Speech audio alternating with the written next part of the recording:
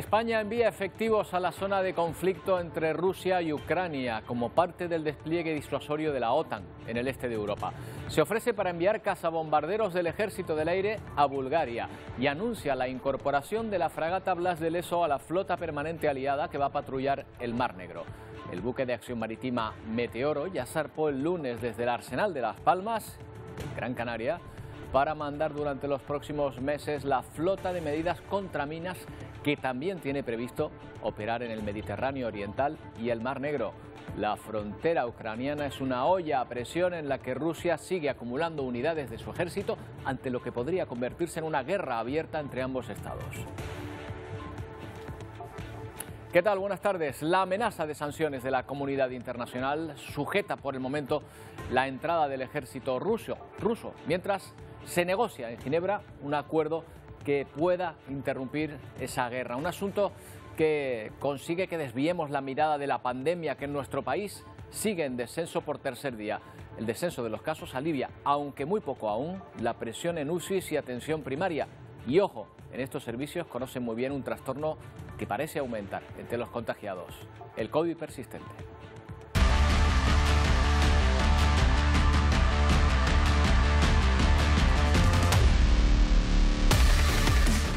Y no ha sido hasta ahora en plena sexta ola cuando se ha acordado una primera definición oficial para esta enfermedad que puede afectar hasta un 16% de las personas que superaron una infección aguda.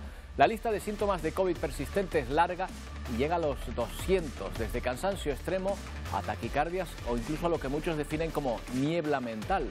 Hoy vamos a buscar más datos sobre esta enfermedad con un experto.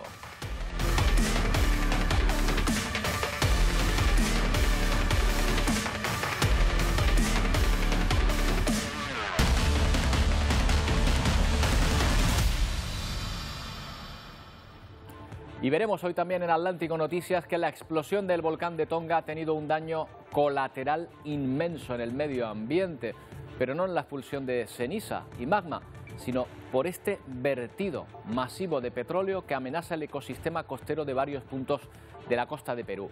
Un derrame equivalente a 6.000 barriles de petróleo durante un trasvase entre dos barcos de la compañía Repsol. El vertido afecta a 17 playas, a un área de unos 18.000 metros cuadrados. Los grupos ecologistas plantean una pregunta muy clara a la hora de establecer responsabilidades. ¿Por qué Repsol llevó a cabo este trasvase en el mar cuando había una alerta inminente por tsunami? Bueno, iremos también de la mano de Pepe Naranjo a saber la última hora sobre la estampida en una iglesia de Liberia, en África, que ha costado la vida al menos a 29 personas. Asistían a una misa junto a cientos de personas cuando varios individuos entraron a robar a punta de navaja. La multitud trató de escapar a la vez y se produjo una avalancha humana. Los familiares de los fallecidos piden justicia. Entre ellos se encuentran 10 niños. Pero volvemos a los datos de COVID. Comenzamos hoy Atlántico Noticias actualizando ese semáforo epidemiológico de Canarias porque a partir de mañana, Miguel, cambios en varias islas. Sí, la Consejería de Sanidad ha actualizado ese semáforo epidemiológico en las islas. En nivel 2 se mantiene La Gomera, a nivel 3 pasa la Isla del Hierro y se suma Fuerteventura, Lanzarote y La Graciosa, y en nivel 4 se mantiene Tenerife, La Palma y Gran Canaria. Por cierto, noticia de última hora, el Tribunal Superior de Justicia de Canarias autoriza la prórroga del uso del pasaporte COVID tanto en nivel 3 como en nivel 4 hasta el próximo 24 de febrero. Se actualizan los niveles para consolidar la tendencia de esta última semana, que parece que va a la baja. Todo apunta, Miguel, que nos encontramos en el pico de la sexta ola o muy cerca. Sí, porque la incidencia acumulada sigue bajando a nivel nacional 7 puntos en estas últimas 24 horas y se sitúa en 3.279 casos. Misma tendencia en el archipiélago, baja cerca de 83 puntos y se sitúa en 2.792 casos. Pero también muy pendientes de esas unidades de críticos que baja muy lentamente a nivel nacional, un 0,5% y roza ese 23%. En Canarias se mantiene estable con un 22%. También se estabiliza la atención primaria según los sanitarios que trabajan en la atención primaria. Se nota cómo esta semana se han comenzado a estabilizar los contagios. La ministra de Sanidad, Carolina Darias, asegura que hay que seguir consolidando los datos y seguir apostando por la vacunación. Prudencia, para confirmar la consolidación de los datos. Creo que es una cuestión importante. A nosotros el que los indicadores de hospitalización y de UCI empiecen a estabilizarse son muy importantes, pero es verdad que sigue habiendo un nivel importante de circulación del virus y, por tanto, lo que tenemos que seguir es, digamos, perseverando. Y mientras parece que en nuestro país comienza a notarse esa estabilización en los contagios y en la presión hospitalaria, a nivel mundial Omicron sigue disparado, Miguel, con especial incidencia en ciertas regiones. Sí, según el último informe de la Organización Mundial de la Salud, durante la semana del 10 al 16 de enero parece que los contagios comienzan a estabilizarse en algunos continentes, pero se disparan en otros. Por ejemplo, a nivel mundial, los contagios han subido un 20% frente al 55% de la semana anterior. En África, los contagios han subido esta última semana un 27%, en Asia un 145% frente al más del 400% de la semana anterior, en Oceanía un 38%, en América un 18% y en Europa parece que lentamente comienzan a bajar ese aumento de contagios y han aumentado esta última semana un 10%. Por eso, muchos países han comenzado a flexibilizar las medidas. Alemania vuelve a batir por tercer día récord de contagios, más de 140.000 en las últimas 24 horas, pero parece que no anima a los alemanes a vacunarse. La población ha decidido obtener la inmunidad por contagio y no por la vacunación. Austria, por su parte, incentivará la vacunación a través de multas. Hasta 3.600 euros tendrán que pagar los no inmunizados mayores de 18 años. A pesar de sumar 425.000 infecciones en el último día, Francia comenzará a aliviar las restricciones. En febrero se dejará de incentivar el teletrabajo, abrirán los clubs nocturnos, se amplía el aforo en recintos deportivos y la mascarilla al aire libre no será obligatoria. Se mantendrá el pase de vacunación para acceder a la restauración y transporte público. Esta ola excepcional aún no ha terminado, pero creo que puedo decirles que la situación ha comenzado a evolucionar de manera más favorable. Israel elimina la cuarentena obligatoria a los niños que hayan tenido contactos estrechos, una medida para aliviar a los padres y la pérdida de horas lectivas. En cambio, tendrán que hacerse 2 test de antígenos semanales. El 38% de las camas hospitalarias están ocupadas por pacientes COVID y México reporta un nuevo récord de infecciones, más de 50.300 en la última jornada, según los sanitarios, al no mantener las medidas de control. Dieron luz verde y a unas sabiendas de que no estábamos para luz verde en ningún momento, pero pues dicen luz verde y todos a la calle. ¡No, señora! Así protestan contra los registros estatales de vacunación impuestos por el gobierno en varias ciudades de Bolivia. ¡Que se abrogue este maldito decreto! En China, el número de contagios locales sigue aumentando por Omicron según el gobierno. En Pekín se han confirmado 9 casos en la última jornada y en todo el país se reportan una media de 100 diarios. Bueno, el COVID puede afectar de diferentes maneras, pero parece que uno de los mejores modos de prevenir problemas sea estar en una forma física aceptable. José Antonio López Calvet es catedrático de Fisiología del Ejercicio en el Departamento de Educación Física de la Universidad de Las Palmas de Gran Canaria. ¿Qué tal, José Antonio? Buenas tardes. Hola, buenas tardes. Bueno, ¿han detectado ustedes una relación entre la forma física y la incidencia o la resistencia que se pueda tener ante el COVID? Bueno, realmente nosotros lo que hemos estado estudiando es la proteína receptora del COVID, que es una enzima que tiene una función fisiológica muy importante. Y lo que hemos visto es que las personas que tienen mejor condición física, pues tienen una mayor expresión de esta proteína. También hemos visto que, y además hay mucha literatura publicada al respecto, que aquellas personas que tienen obesidad tienen tendencia a tener niveles más altos de esta proteína, porque esta es una proteína muy importante que es necesaria para poder contrarrestar a un sistema que se sobreactiva con el envejecimiento, que se sobreactiva con situaciones inflamatorias, con cánceres, especialmente con la obesidad y con la diabetes, que es el sistema renina-angiotensina, y que suele estar sobreactivado en las personas que tienen hipertensión arterial. Pues lo que hemos visto es que esta proteína, estas personas que tienen obesidad necesitan tenerla más activa para contrarrestar a este sistema renina-angiotensina que está sobreactivado y resulta que esta proteína es la que es dañada por el COVID. Entonces lo que hemos visto nosotros es que teniendo mejor condición física se pueden tener niveles más altos de esta proteína y esto puede en cierta manera protegernos de los efectos negativos que tiene cuando el virus se une a nuestra proteína y la daña, porque claro, cuando el virus se une a la proteína, esta proteína es destruida por las células claro, y tiene que ser reemplazada. Entonces las personas que necesitan tener más de esta proteína porque tienen una enfermedad de base se verían más afectadas por la enfermedad, por los efectos negativos que tiene la eliminación de esta proteína. Claro, o sea, no es que proteja del contagio, lo que protege es de los efectos negativos de la enfermedad. Exactamente, lo que tiene, la ventaja que tiene tener niveles más altos de esta proteína es que cuando uno ha sufrido COVID o si uno sufre la enfermedad, pues necesitaría, no tendría tanta necesidad de reemplazarla. El problema está en que esta proteína está continuamente contrarrestando la sobreactividad de otra. Claro. Y cuando una persona la pierde, la otra está demasiado activa y eso crea problemas. Y parte de la patología que genera la enfermedad COVID-19 está relacionada con la pérdida de actividad de esta proteína AC2. Pero, profesor, al decir estar en forma, ¿de qué estamos hablando? ¿De un atleta o de una persona simplemente que no padezca obesidad? Lo que hemos visto es que hay una relación realmente lineal, o sea, a mejor condición física, mayor nivel de esta proteína AC2, pero también hemos visto que no hace falta hacer muchísimo ejercicio para conseguir aumentar la cantidad de esta proteína. Además, esta proteína, existen también datos experimentales en animal de experimentación y con células que parece indicar que con una dieta rica en polifenoles, es decir, una dieta rica en vegetales, pues también se puede conseguir aumentar esta proteína. Dicho de otra manera, que con un buen estilo de vida que incluya una dieta sana y además hacer ejercicio de forma habitual, pues podemos en cierta manera estar en mejores condiciones para luchar contra la enfermedad.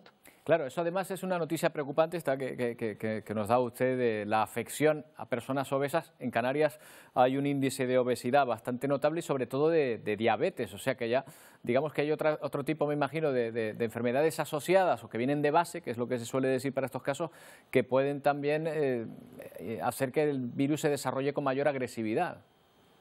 Sí, claro. El problema que hay en la diabetes y en la obesidad, entre otros, pues es que, por ejemplo, los obesos suelen tener niveles más bajos de vitamina D. La vitamina D es una prohormona que ayuda a mantener el sistema inmune en buenas condiciones.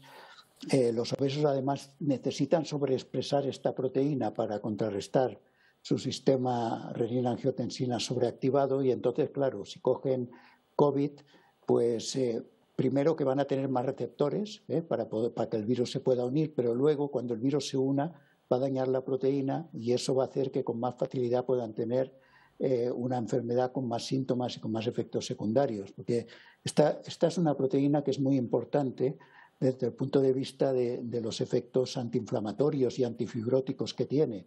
Y si la vamos perdiendo, pues podemos desarrollar con más facilidad este tipo de efectos secundarios que puede provocar el COVID. Claro, porque es la proteína que aquí no debería faltarnos, porque se supone que se proviene en parte de sintetizar los rayos del sol, ¿no? Pero tiene mucho que ver también con la alimentación. No, los rayos del sol tienen que ver con la vitamina D. Con la vitamina D, yo me refería a la vitamina D, sí. Sí, en este momento no sabemos si la vitamina D también puede estar regulando la expresión de esta proteína AC2. No lo sabemos, es una de las cosas que querríamos estudiar en uno de los proyectos de investigación que hemos solicitado recientemente.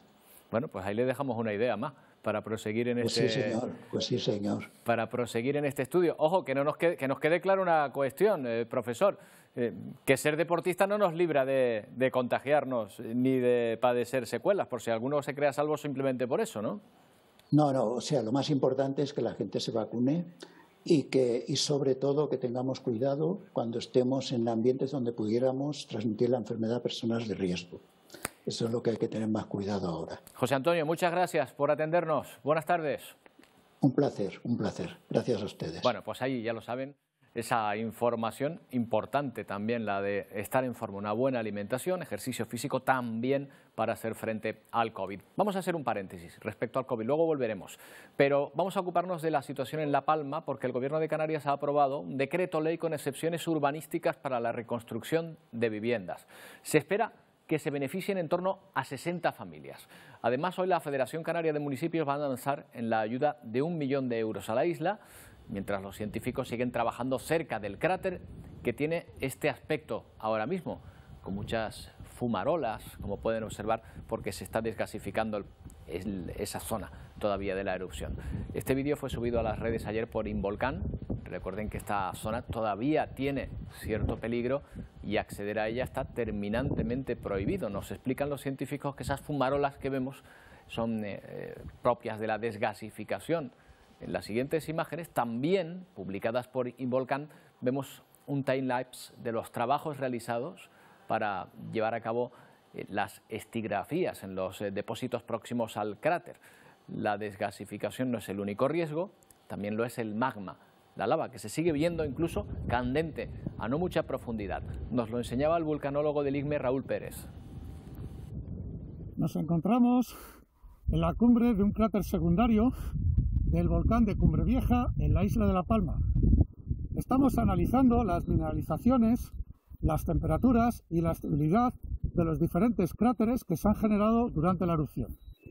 Además, estamos estudiando también la temperatura que tiene el suelo, porque aunque la fase eruptiva del volcán haya terminado, también nos encontramos cosas como esta. Podéis observar que a escasos metros del suelo que estamos pisando tenemos una salida en forma de fumarola donde podemos observar el magma que se encuentra en temperaturas suficientes a 800 grados y que da lugar a la emisión de gases. Como os decía, hay que tener en cuenta, en este caso, que el magma todavía se encuentra a nuestros pies y que necesita tiempo para enfriarse y para que esta sea una zona como cualquier otro volcán de los que ya encontramos a lo largo de la isla. Hay que imagínense el problema que podemos tener si metemos el pie en uno de esos agujeros. Hay que tener mucho cuidado todavía porque esa erupción todavía se mantiene de alguna manera activa en ese sentido. Bueno, vamos a hacer una pausa, pero volvemos enseguida con más temas, entre ellos el COVID permanente y por supuesto esa situación que se vive en Ucrania. No tardamos.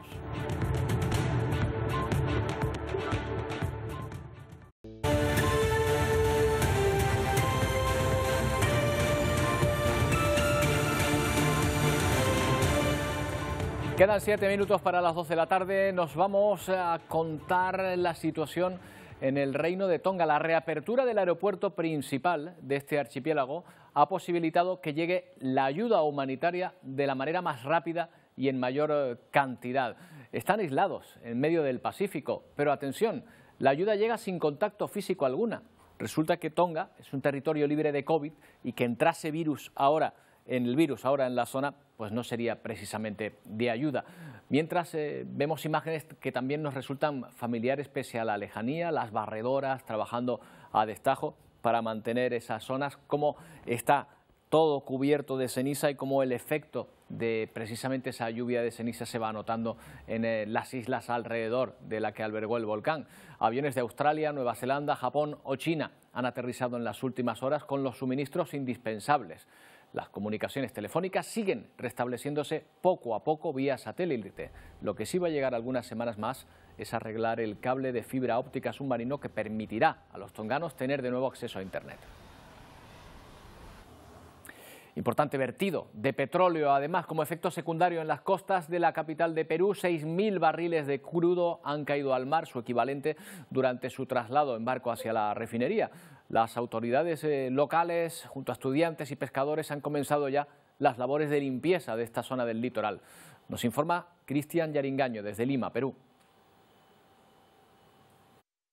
Desde Lima, Perú, los saluda Cristian Yaringaño. Nos encontramos en la playa Las Positas, en el distrito de Ancón, uno de los balnearios que ha sido gravemente perjudicado a raíz del derrame de petróleo de estos 6.000 barriles que cayeron de una embarcación que estaba trasladando justamente la empresa, la refinería La Pampilla del grupo Repsol. Nosotros hemos podido consultar a las autoridades y nos han señalado que por lo menos 15 días va a tomar esta actividad, en la que no solamente está participando personal encargado de la municipalidad justamente de Ancón, sino que también estudiantes de diferentes universidades, incluso los mismos pescadores que se han visto perjudicados económicamente. Justamente en esta zona de Lima se encuentran 800 pescadores que a diario ellos se encargaban de recolectar diferentes productos marinos para poder subsistir y de esa manera llevar dinero a su hogar. El Ministerio del Ambiente confirmó que Repsol se hará cargo de quienes están sin trabajo a raíz de que no pueden conseguir pescado por las condiciones de contaminación en la que se encuentra el mar. Estamos preocupados por lo que ha sucedido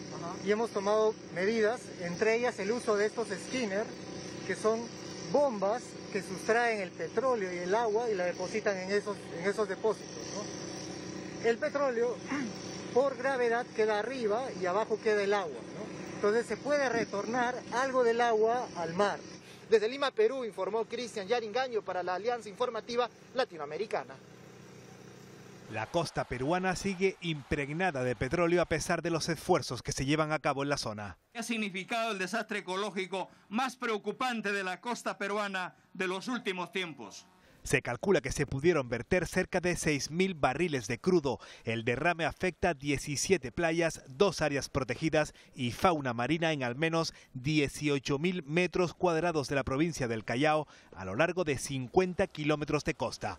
En un duro comunicado, Oceana, la mayor organización internacional centrada en la conservación de los océanos, se pregunta por qué Repsol estaba llevando a cabo esa descarga de combustible si había una alerta por tsunami en todo el Pacífico.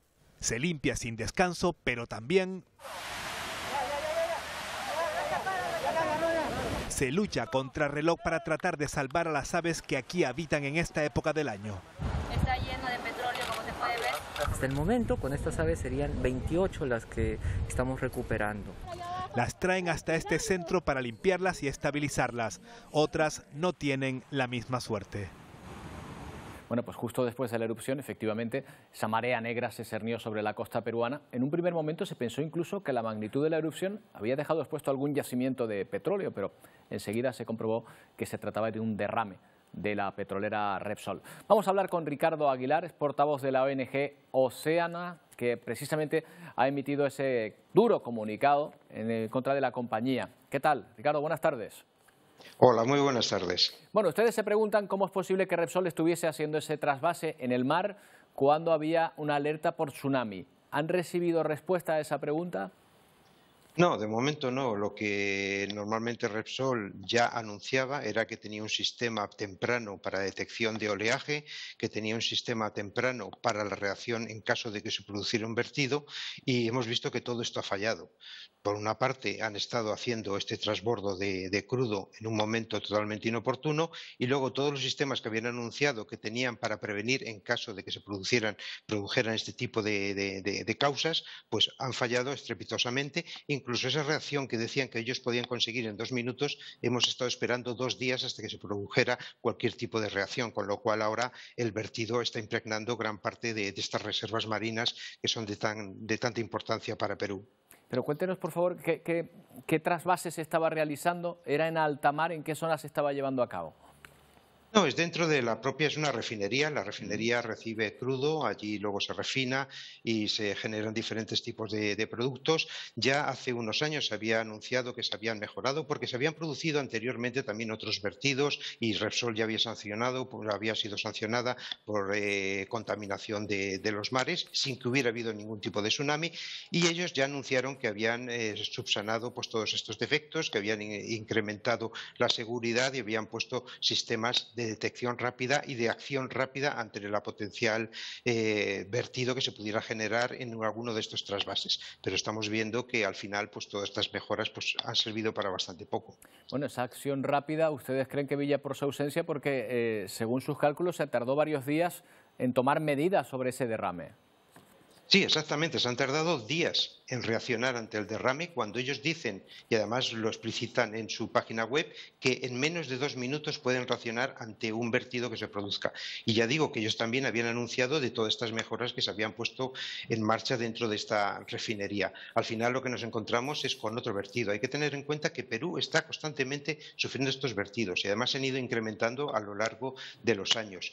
Al principio de este siglo pues se producían entre 20 y 40 vertidos al año. Ahora estamos hablando de unos 90 vertidos al año en Perú de crudo y de productos petrolíferos. Por lo tanto, realmente estamos ante un caos en cuanto a la gestión de los recursos y en cuanto a la gestión del crudo en Perú.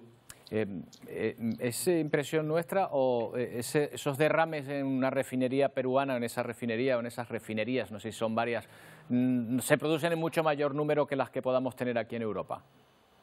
Sí, que al final, digamos, en todos los sitios se producen, pues por esa dejadez, a veces inevitablemente se pueden producir algunos accidentes, pero hay en determinados países en los que las medidas se relajan y al fin y al cabo, lo hemos visto aquí, el tiempo de reacción ha sido tremendo, ¿no? Cuando se habla de 2 minutos, aquí hemos estado 2 días esperando algún tipo de reacción y claro, pues lo que ocurre es que al final la contaminación es tremendamente grave, vemos cómo afecta a los recursos pesqueros de la zona, pero también en una zona que es una reserva con una belleza y además con una riqueza en cuanto a biodiversidad también altísima. Sí, la verdad es que duele ver estas imágenes, como siempre que se produce algún tipo de desastre ambiental de este tipo. Ricardo, muchas gracias por atendernos. Buenas tardes. Muchísimas gracias, encantado. Bueno, volvemos a hablar del COVID. Vamos a hablar precisamente después de más de 2 años, desde que se detectaran los primeros casos en China, de esas variantes o de esas consecuencias que se van produciendo. Fíjese, más de 300 millones de infecciones y 5 millones de muertes, y los expertos están alertando de que pacientes recuperados que mantienen el denominado COVID persistente y además con muchísimos síntomas. ¿Cómo es esto, Miguel? Cuéntanos. Sí, un estudio publicado por el Instituto de Salud Carlos III asegura que unas 500.000 personas en nuestro país sufren COVID persistente. Son entre un 5 y un 10% de los más de 8.800.000 personas en nuestro país que se han contagiado de la COVID-19. Entre otros síntomas sufren cansancio, dolores musculares y disfunción cognitiva, pero los expertos aseguran que son muchas las dolencias que pueden sufrir estos infectados.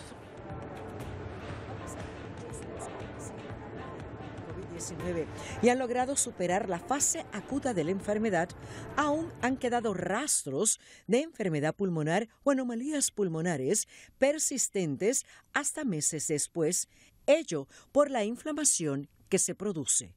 Se ha encontrado que al año de haber tenido el virus, el 61% continúan padeciendo de síntomas como fatiga, tos, dolores torácicos y dificultad respiratoria, así como cansancio. Esto se ha podido ver en estudios radiológicos, los cambios en los pulmones. Cambios pueden ser tanto como engrosamiento de las paredes en los pulmones, puede ser lo que se llama fibrosis, y el sinónimo de fibrosis es cicatriz pulmonar producido por este virus, que a veces es irreversible. En el caso de la fibrosis pulmonar, la última opción es un trasplante. Quizás está fatigado, tiene sibilancia, tiene tos, porque tiene un síndrome muy parecido al asma, pero el asma es una condición que se desarrolla con los años. Lo que produce el COVID o el post-COVID, la infección del COVID, es una inflamación en los bronquios, inclusive en los pulmones. El grupo en donde más se está manifestando este tipo de secuela es entre los 30 a 50 años. Lorenzo Armenteros es portavoz de la Sociedad Española de Médicos Generales y de Familia, que ha llevado a cabo la primera encuesta de contagiados de COVID para el estudio de esta dolencia. ¿Qué tal, señor Armenteros? Buenas tardes. Hola, buenas tardes. Bueno, parece que ahora por lo menos hay una definición de COVID persistente, ¿no? Sí, y quisiera hacer una aclaración respecto a la introducción de este tema. La OMS acaba de definir lo que significa la COVID persistente. La COVID persistente es aquella sintomatología que permanece a partir de los 3 meses de padecer la fase aguda y persiste en el tiempo otros 2 meses más. Eso serían las condiciones mínimas. Y en este caso lo diferenciamos de lo que hasta ahora se habló en la introducción de este tema, que eso son secuelas. Secuelas son aquellas que tienen un daño orgánico y ese daño orgánico tiene una sintomatología. inflamación pulmonar y fibrosis. En el caso de la COVID persistente no tiene por qué haber daño orgánico. Es un trastorno funcional que a veces no encontramos causa en su organismo de tipo patológico, pero el paciente tiene esa sensación y ese sentimiento y ese síntoma. Y es un síntoma que pueden ser respiratorios, pueden ser digestivos, pueden ser neurológicos y se han descrito más de 200 síntomas diferentes que pueden tener. Y son aquellos pacientes que no han tenido, muchos de ellos, ni un periodo libre de síntomas. Padecieron la fase aguda, pero mantienen la sintomatología de un tipo determinado que afecta mucho a su vida a lo largo del tiempo. Claro. Encontramos pacientes incluso desde la primera ola con sintomatología actualmente. Claro, lo difícil es definir, ¿no?, esta situación sin haber ningún órgano afectado, por lo que usted está comentando, aparentemente dañado, porque claro, no es una cuestión psicológica, evidentemente.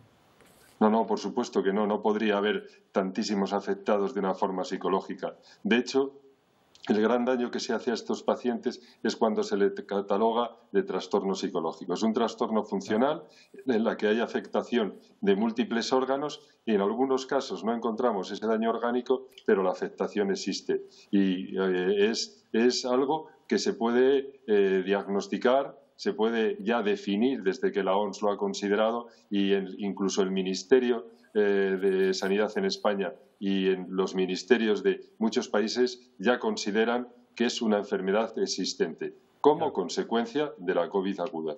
Claro, entre las personas que conocemos hay y que tienen esta tendencia a COVID persistente, sin diagnosticar, pero quizá una sensación de decir, no soy el mismo, no vuelvo a ser el mismo, no me he recuperado del todo, ¿no? Y ha pasado mucho tiempo. Esa sería una de las frases que lo define y otra como si hubieran envejecido 20 años en un año. Claro. Porque su cuerpo es un cuerpo que no responde, el cansancio es un cansancio extremo, inexplicable, la incapacidad para realizar tareas ordinarias también es muy alta y también se mezclan trastornos neurocognitivos, no solamente hay el cansancio, los trastornos pulmonares y digestivos, es lo que se denomina niebla mental. Tareas intelectuales que realizaban de forma habitual ahora le cuestan muchísimo más trabajo. Se afecta la concentración, se afecta la memoria y consecuentemente estos trastornos tanto del cuerpo como los neurocognitivos llevan a afectar emocionalmente al paciente, creándole ansiedad y en algunos casos incluso depresión añadida. Doctor, la pregunta del millón, ¿por qué algunas personas sí y a otras no? Esa pregunta del millón es una de las bases que nosotros estamos investigando y en el que pedimos que se haga una investigación más exhaustiva, dado que el número de pacientes es muy alto. Hay diferentes teorías, que el virus puede haber quedado acantonado, por así decirlo, para explicarlo, como escondido en determinados órganos que así evitan la actividad inmunológica contra ellos, pero siguen haciendo daño. Por otro lado, que aquellas personas con un determinado trastorno inmunológico sean más susceptibles a padecerlo o que incluso en algunos de ellos que el virus haya transformado nuestras células en nuestro organismo, las convierta en algo desconocido para nuestro cuerpo y las ataquemos a modo de una enfermedad autoinmune. No tenemos una certeza, pero los caminos podrían ir por estas tres teorías, incluso las tres teorías unidas. El por qué a unas personas y otras no influyen ciertos factores, como pudiera ser el factor hormonal y por eso afecta más a mujeres en edad media de la vida, con una media de 43 años, pero puede afectar tanto a jóvenes e incluso a niños. Decía, doctor, que esto permanecía durante 3 meses. Entiendo que a los 3 meses normalmente esos síntomas desaparecen. ¿La COVID persistente se cura?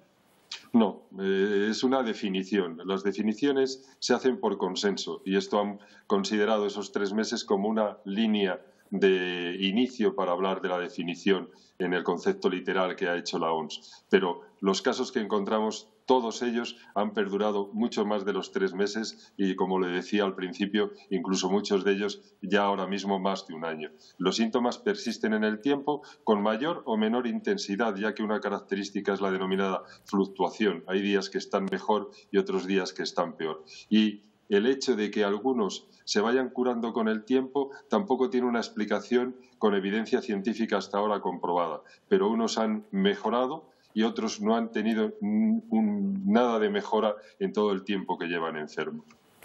Doctor Armenteros, pues muchas gracias por habernoslo explicado. Buenas tardes. Muchas gracias. Bueno, pues ahí está, ese COVID persistente al que hoy hemos querido prestar especial atención. Y ahora, un asunto que preocupa a sus bolsillos, o debería preocuparles. El pasado 1 de enero entró en vigor a nivel nacional un nuevo valor de referencia catastral para los inmuebles que va a provocar de forma inmediata el encarecimiento de las compraventas. ¿Por qué? Pues por algo muy evidente. Al subir el valor catastral, lo hará también el porcentaje que se paga a Hacienda en los impuestos como el de transmisiones patrimoniales o el de actos jurídicos documentales. El valor de referencia catastral es el que se usa para calcular esos impuestos y se prevé una subida media en Canarias de un 40%, nada menos.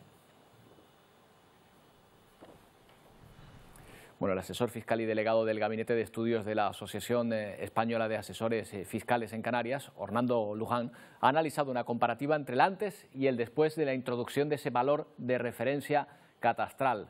¿Qué tal, señor? Buenas tardes, señor Luján. Muy buenas tardes. Bueno, muy buenas tardes. La subida es evidente, ¿verdad? No hay ninguna duda. Desafortunadamente, el incremento pues ronda en esa estimación y análisis que hemos efectuado ese 40%, lo cual va a tener un impacto muy importante en los que vayan a comprar una vivienda, aquellos que la reciban vía sucesiones o vía donación, va a tener un impacto significativo en Canarias y en todo el Estado, dado que el valor de referencia se ha modificado pues, a nivel estatal y quien lo ha cuantificado es el catastro y evidentemente ha sido al alza. Denos un ejemplo de un inmueble que pudiese figurar valorado por 180.000 euros. ¿Qué valor de referencia catastral puede tener ahora? Pues si le incrementamos ese 40% estaríamos hablando del entorno de unos 250.000 euros. Con lo cual, entre esos 180 y esos 250.000 euros, esos 70.000 euros de diferencia tendrían que soportar adicionalmente, si alguien compra una vivienda, pues un 6,5%.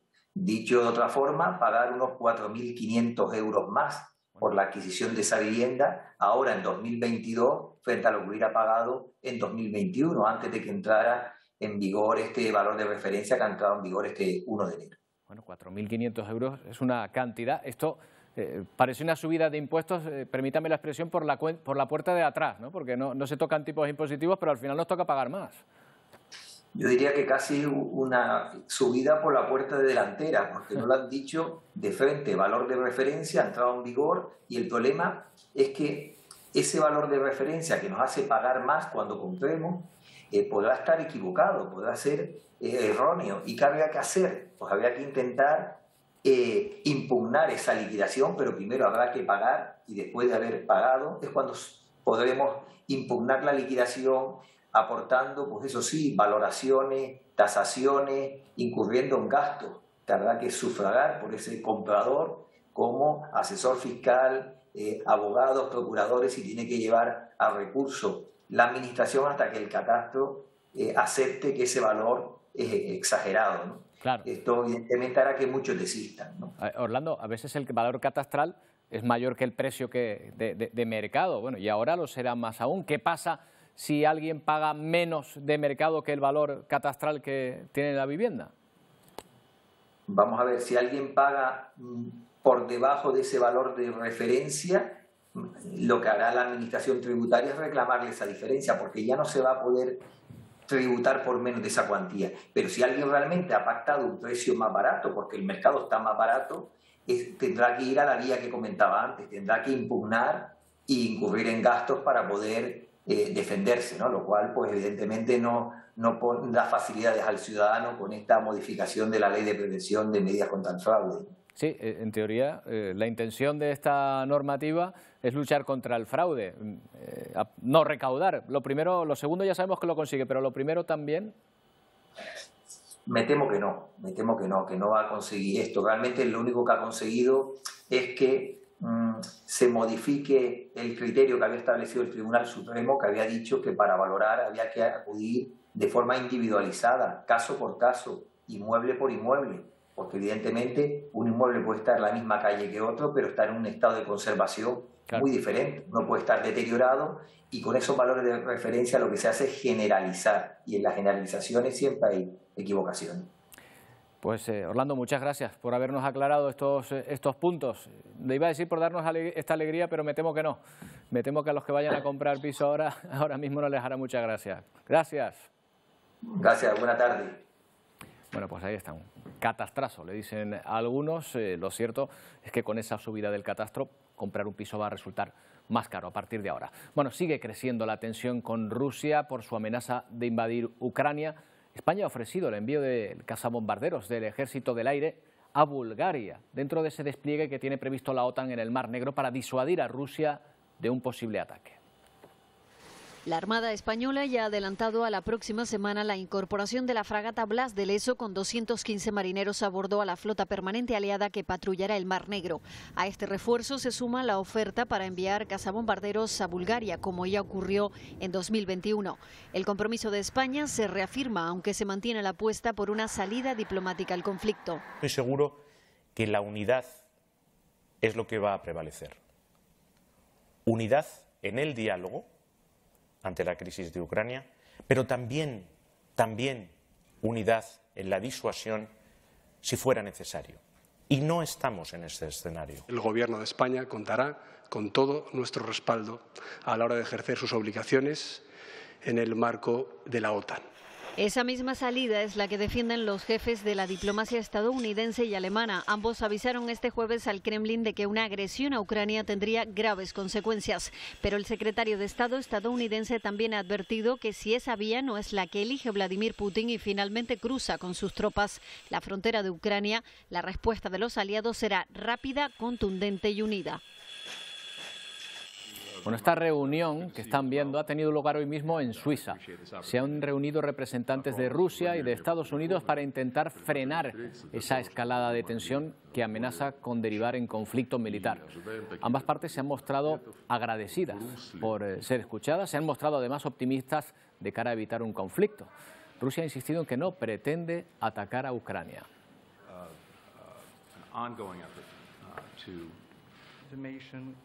Bueno, no lo pretende, pero ya tiene casi 200.000 soldados en la frontera con este país. Vamos a hablar con Javier Granados, periodista de Canarias Radio, que además es un experto en este país porque su doctorado precisamente versó sobre las relaciones entre Ucrania y Rusia. ¿Qué tal, Javier? Buenas tardes. Hola Roberto, ¿qué tal? Muy buenas tardes. Bueno, diste en el clavo con el doctorado, porque vamos, más actualidad que ahora. Pues sí, efectivamente, en aquella época nadie lo diría desde luego, pero ahora efectivamente sí. Javier, ¿Ucrania vale una guerra? Ya sabemos que nada lo vale, pero ¿qué tiene Ucrania para resultar en estos momentos el centro de lo que podría ser un conflicto militar? Bueno, primero que nada comentar que me cuesta muchísimo creer que se llegue a un conflicto militar o una invasión de Ucrania por parte de Rusia, tal y como nosotros concebimos la palabra invasión. Segundo, respondiendo a tu pregunta, Ucrania es fundamental para Rusia desde el punto de vista de identidad e histórico. Tenemos que tener en cuenta que el origen de Rusia y de Ucrania se coloca en el mismo escenario, lo que en el siglo X después de Cristo era lo que se llamaba el estado, el protoestado de Kievan-Rus. Y ahí está el origen de identidad, el origen de costumbres, tradiciones, y lo que es todavía más importante, el origen de la religión que comparten Rusia y Ucrania, la religión ortodoxa. Y desde siempre han sido dos regiones, con el Imperio zarista, en la Unión Soviética, que siempre han estado juntas. De hecho, el tiempo que yo pude vivir en Rusia, preguntaba, pues, sobre todo gente no vinculada a la política ni tampoco vinculada al periodismo, les preguntaba qué les parecía la independencia de Ucrania. Y la gente de a pie no la entendía. Y te estoy diciendo de gente profesionales liberales, abogados, arquitectos, profesoras, que te decían claramente que ellos no entendían por qué Ucrania, por qué esa independencia. Por tanto, es un sentimiento muy, muy fuerte el que existe en Rusia y también en gran parte de Ucrania, que ellos se sienten realmente como hermanos, como aquí podríamos decir en España a lo mejor gente de la misma comunidad. Sé que aquí en Occidente es difícil, es complejo entender esto, pero una vez que estás en el país, lo logras comprender, y a partir de ahí es mucho más sencillo comprender todo lo que está pasando ahora mismo, sobre todo desde el punto de vista de Moscú. Claro, el hecho de que Ucrania se acerque precisamente a los competidores, por así decirlo, de Rusia en ese sentido, la Unión Europea y la OTAN, que es lo que Rusia teme. Por hacer paralelismo, Javier, lo que teme Rusia es que ocurra lo que temería Estados Unidos si hubiese bases rusas en el Caribe, por ejemplo.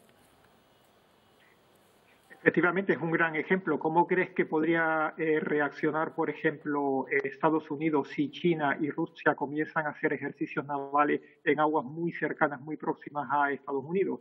Porque actualmente la OTAN está haciendo ejercicios navales de manera continua en el Mar Negro. Y sobre todo teniendo en cuenta los grandes dilemas de seguridad que a lo largo de la historia ha tenido Rusia, no olvidemos que Rusia ha sido invadida 2 veces, tanto por lo que fue Napoleón como por lo que fueron los nazis, Alemania. Y todo eso, quieras o no, pues queda en la memoria y en la identidad de un pueblo, como por ejemplo el ruso. Y todo eso pues nos lleva a intentar comprender por qué Rusia está actuando como lo está haciendo, desde luego.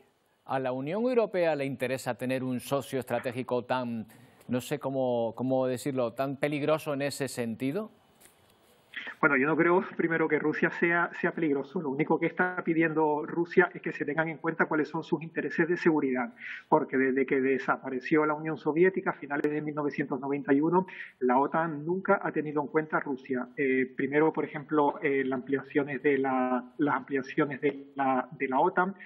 Por ejemplo, podemos recordar donde fueron las guerras en la antigua Yugoslavia, que nunca se contó con Rusia, y todo esto al final es un caldo de cultivo que cada vez va más, y lo que está pidiendo ahora mismo Rusia, la amenaza que está realizando con esa concentración de tropas en la frontera de Ucrania, es dar un golpe encima de la mesa y que se le tenga en cuenta, porque Rusia se considera una gran potencia y lo que quiere es que se cuente con ella para las grandes decisiones dentro del sistema internacional. Digamos que es una manera de disuasión y dar un golpe para decir: tienen que contar conmigo, y no puede seguir la OTAN ampliándose o tomando medidas que van en contra de mi Hay un punto de orgullo ahí. Por último, Javier, se advierte a Rusia de las sanciones económicas, del daño que supondría una acción militar, pero ¿a los europeos nos advierte alguien del daño que nos supondría cortar el gas ruso, por ejemplo?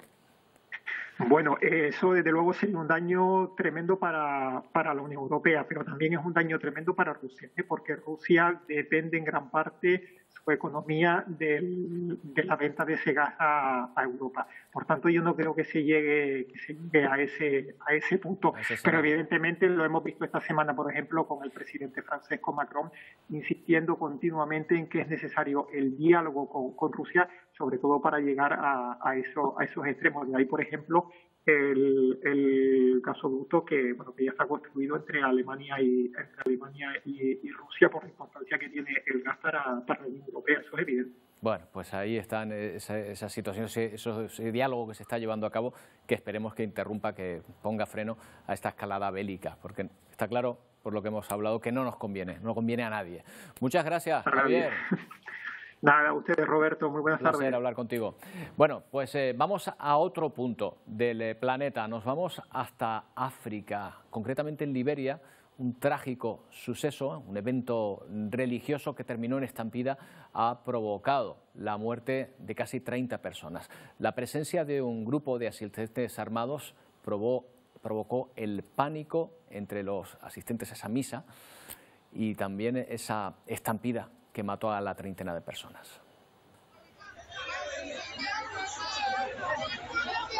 Recuerdan 3 sollozos lo ocurrido durante la noche del pasado miércoles en este campo de fútbol de Monrovia durante la celebración de un evento religioso. La presencia de una banda de asaltantes armados provocó una estampida que se saldó con al menos 29 fallecidos.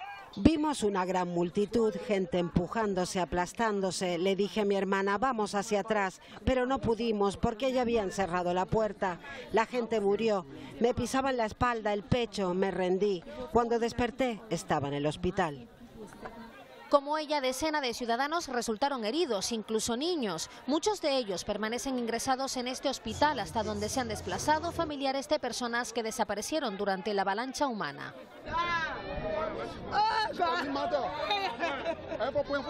La policía no ha querido hacer declaraciones sobre lo ocurrido, pero asegura que ya se ha abierto una investigación para esclarecer las causas. El presidente de Liberia, durante su visita al centro hospitalario, ha asegurado que se declararán 3 días de luto nacional en memoria de las víctimas.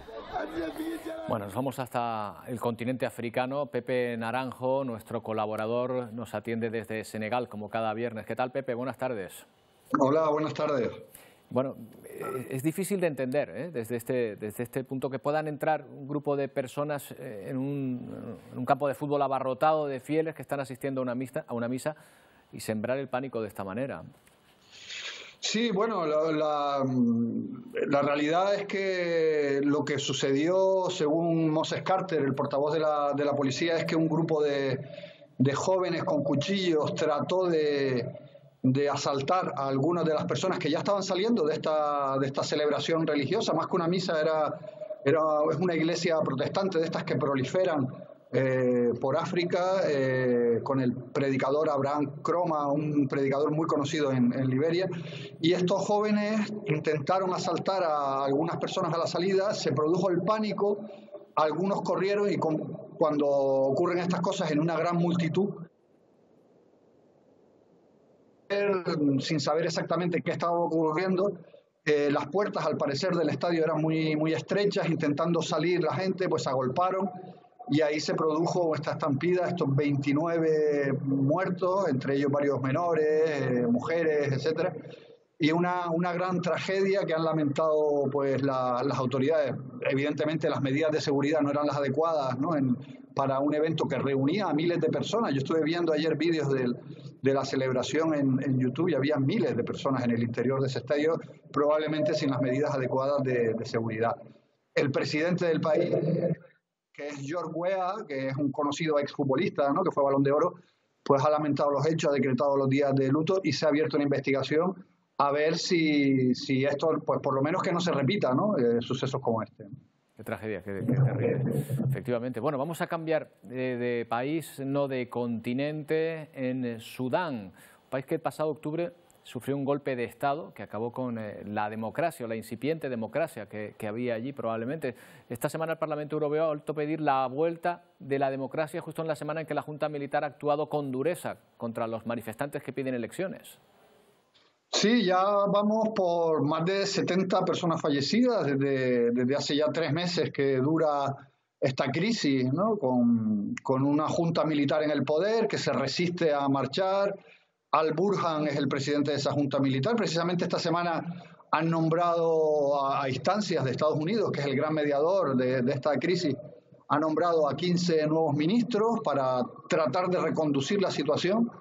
Pero está muy enquistada, los manifestantes exigen el traspaso del poder a un gobierno civil, los militares se resisten a dejar el poder y mientras tanto la violencia continúa en las calles, sobre todo de Jartum, de la capital de Sudán, y está muy complicada la situación. No parece que haya avisos de que los militares vayan a ceder y los manifestantes que siguen empeñados en tratar de cambiar las cosas por la vía de la protesta ciudadana. Veremos qué ocurre en las próximas semanas y si esta mediación estadounidense y estos nombramientos de nuevos ministros consiguen reconducir la situación en Sudán. Pepe, nos quedamos casi sin tiempo, pero no queremos dejar de comentar que este fin de semana hay elecciones ahí en Senegal, municipales, ¿verdad?